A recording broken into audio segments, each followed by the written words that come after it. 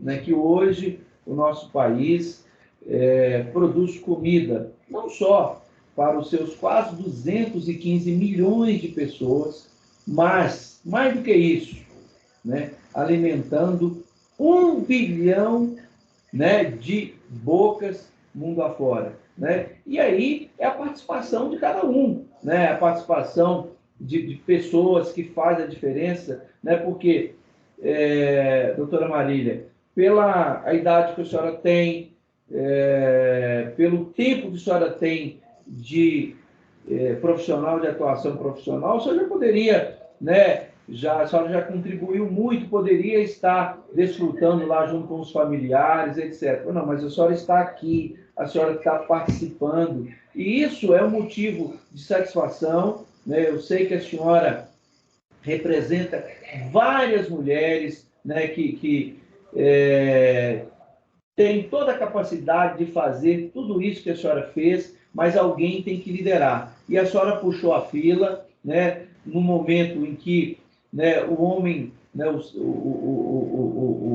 sempre prevalecia ali nos diferentes segmentos, e a senhora certamente contrariando tudo aquilo, a senhora começou a empreender, a fazer o que a senhora quis fazer, e para todos nós, né, que conhece o segmento avícola, que está no agro e de alguma forma sabe o que é a Avimig, sabe o que é a avicultura. Então, não só para as mulheres, mas para todos nós, pessoas igual a senhora, sabe assim, merece todo o nosso respeito, porque efetivamente contribuiu para um país melhor, né? E faz isso com muito carinho, né? A senhora não sabe estar mais aqui, vindo todo dia trabalhar, etc. Poderia estar curtindo mais a família, né? Mas a senhora já falou comigo, né? Estou e vou continuar.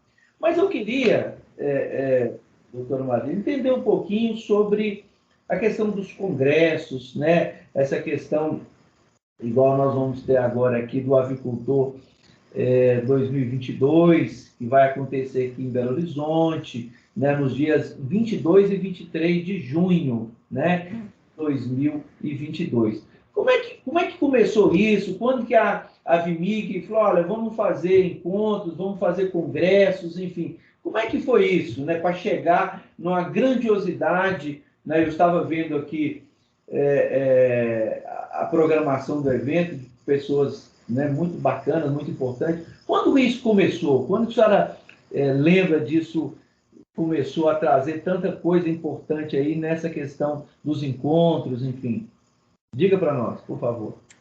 Bom, inicialmente, a própria escola de veterinária fazia alguns encontros, né?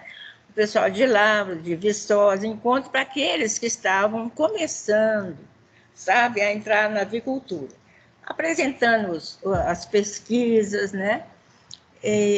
As fábricas de rações, todas elas participavam.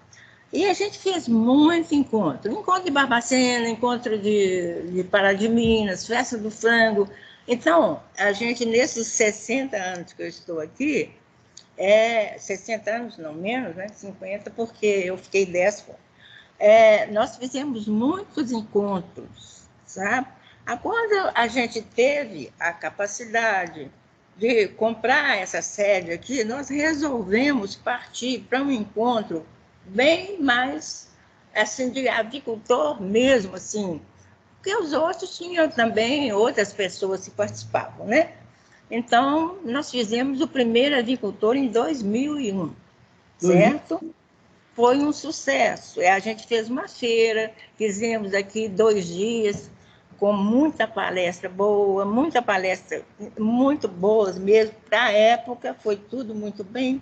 Foi a época dos transgênicos, sabe? Dessas coisas todas que apareciam, que o pessoal ficava na dúvida. Então, fizemos o avicultor até há 3 anos passados, como já não tinha mais capacidade a Avimig de receber essas pessoas, né? Porque nesses encontros a gente fazia homenagens, trazia ministro, nós tivemos aqui o ministro, não sei de qual, que foi a gestão, mas sempre trouxemos muita gente do Brasil inteiro, certo?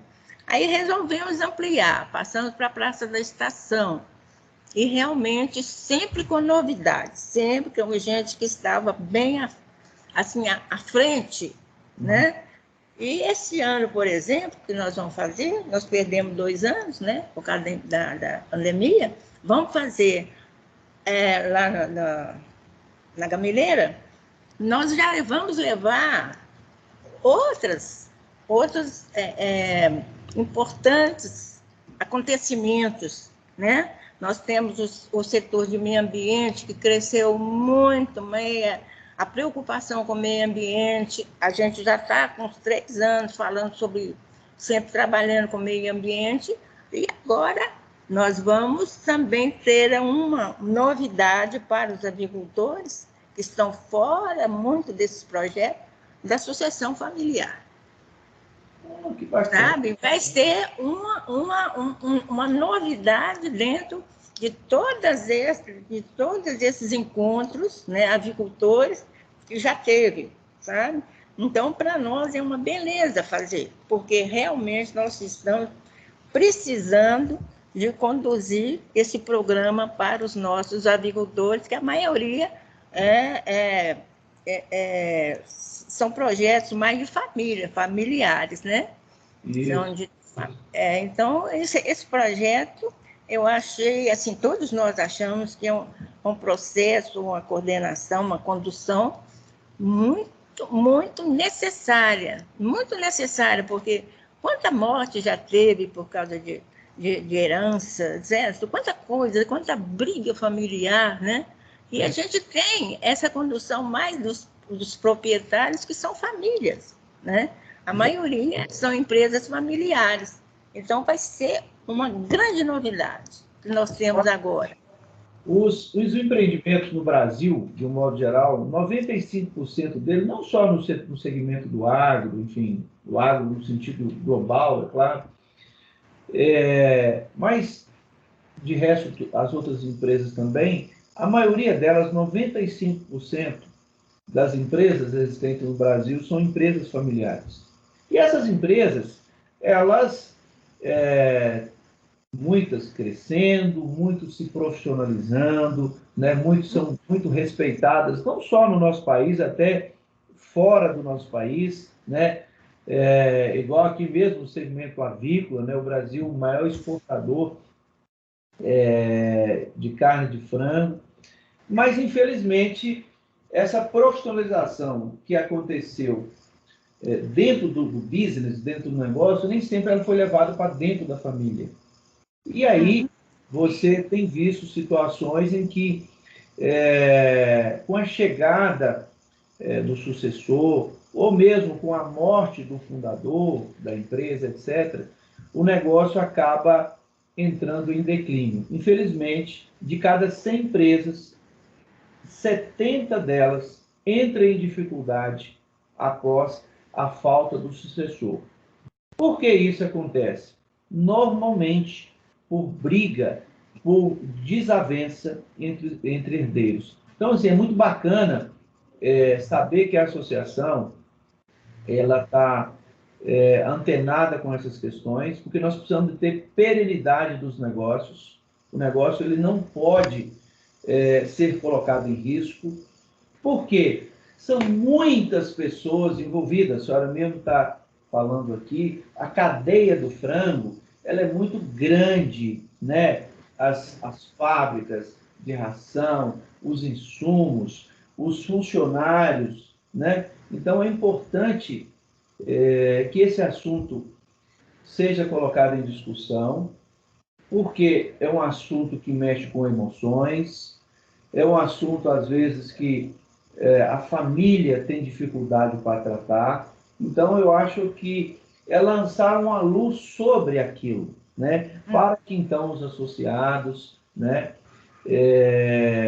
possam, então, né, com seus profissionais, dentro da sua família, pensar nisso. Como é que essa empresa vai estar, como é que o segmento, a nossa atividade vai estar, esse business vai estar, na hipótese de faltar o sucessor, né? Porque os herdeiros, eles normalmente irmãos, não se escolheram nem como irmãos.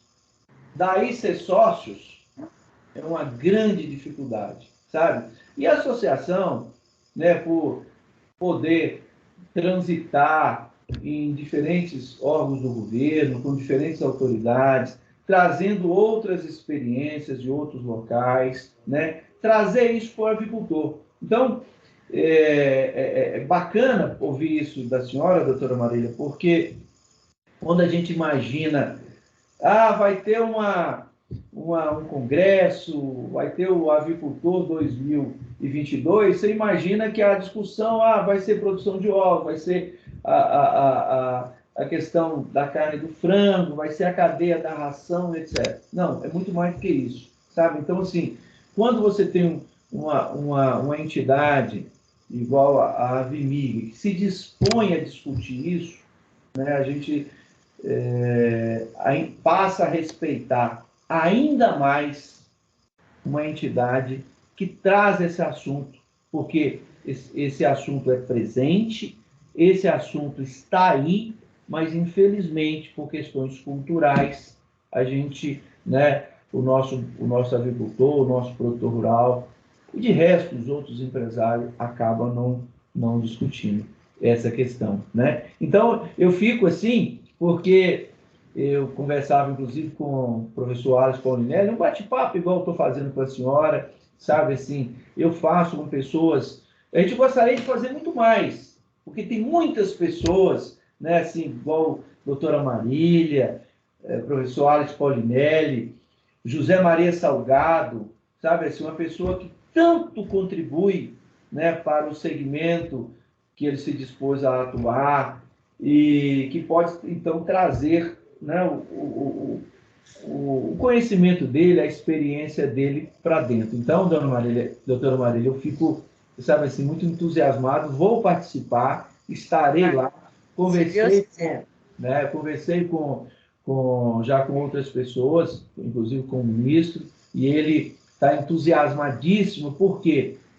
Porque o Brasil cada vez mais forte no agro, o agricultor, o avicultor cada vez mais unido, cada vez mais bem representado com atividades, com iniciativas como essa, né? Claro que a gente pudesse trazer todos, né, todos pudessem participar, mas a gente sabe das dificuldades, né, de distância, enfim, de momentos né, de cada região ali que está vivendo, mas nós estamos acreditando que muitos virão, e você pode estar certo, doutora Marília, pelo que eu vi aqui, o avicultor que vier no dia 22 e 23 de junho de 2022, no Avicultor 2022 aqui no Expo Minas, né?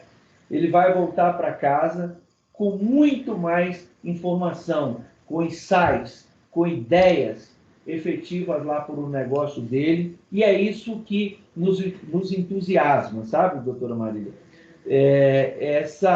Essa possibilidade do aprendizado. Mas, doutora, eu tenho uma curiosidade que eu gostaria que a senhora falasse. A senhora está aí com um banner muito bacana, aí eu estou vendo aí o ovo, e eu sou apaixonado por ovos, minha esposa, mas por que tanto? Hoje, por exemplo, eu comi 6 de manhã. Eu falei, não, mas bastaria 1 e tal. Comi 6. Mas eu vi um artigo da senhora, eu reli esse artigo hoje, mas a senhora escreveu há 10 anos atrás, que num jornal, numa revista chamada A Hora do Ovo, né? Foi em 2012. Fala um pouquinho para nós sobre o ovo, doutora Marília, por favor. Bom, o ovo é um produto que veio do céu, né? Porque ele produz vida, né? Dele nasce o pintinho, dele nasce a ave. Então, ele tem todo o conteúdo importante para essa vida ser formada, certo? Então, ele tem a possibilidade de nutrir em proteínas, em aminoácidos, em vitaminas, certo? Tudo que o ser humano precisa está contido no ovo. Inclusive, ele foi diagnosticado como sendo o segundo alimento mais importante do que o leite humano, certo? Que o leite humano é formado de todos os nutrientes necessários para uma vida humana. E ele é o segundo, quer dizer, o primeiro é para a ave, né? E para nós ele é o segundo. Então, ele não precisa de você alimentar com outros produtos. Você tendo o ovo como seu alimento principal para nutrir com proteína e aminoácidos e todo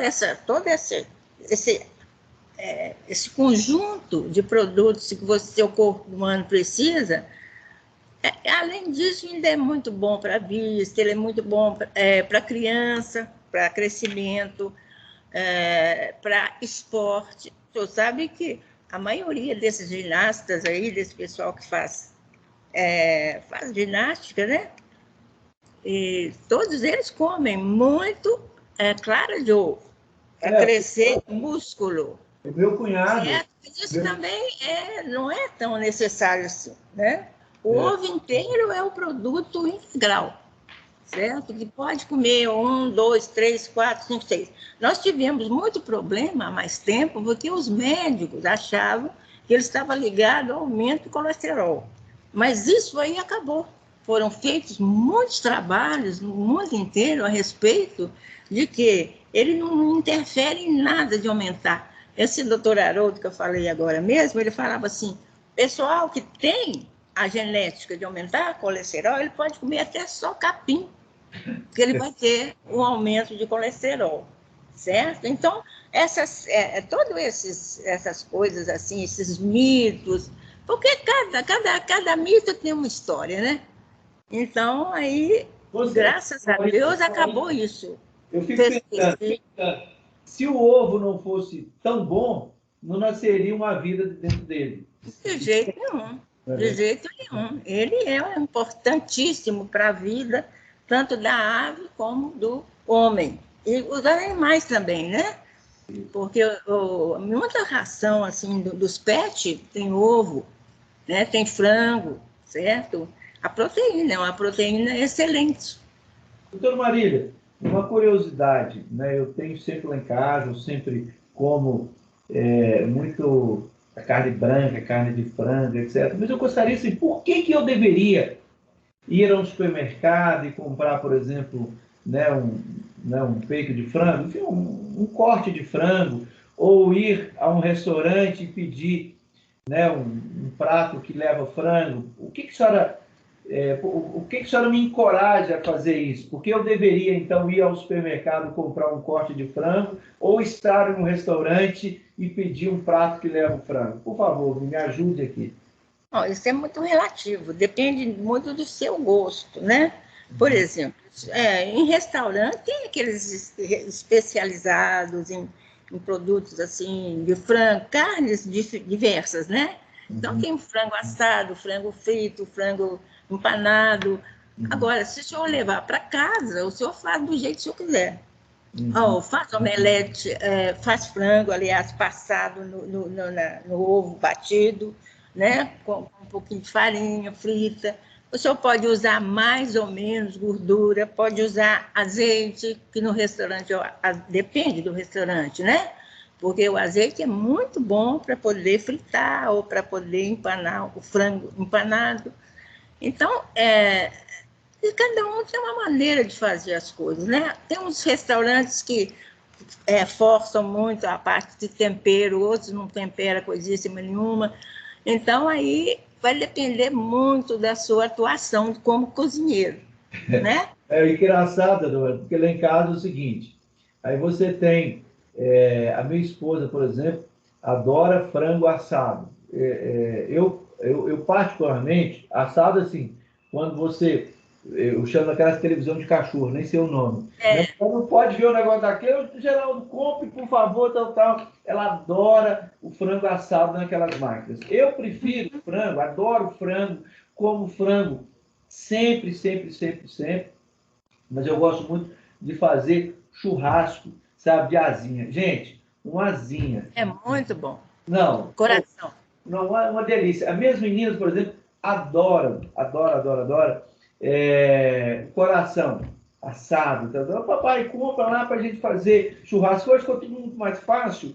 Você já compra, né? Tem algumas lojas já são já especializadas, já vem com o espetinho, tudo certinho, coração. Tá?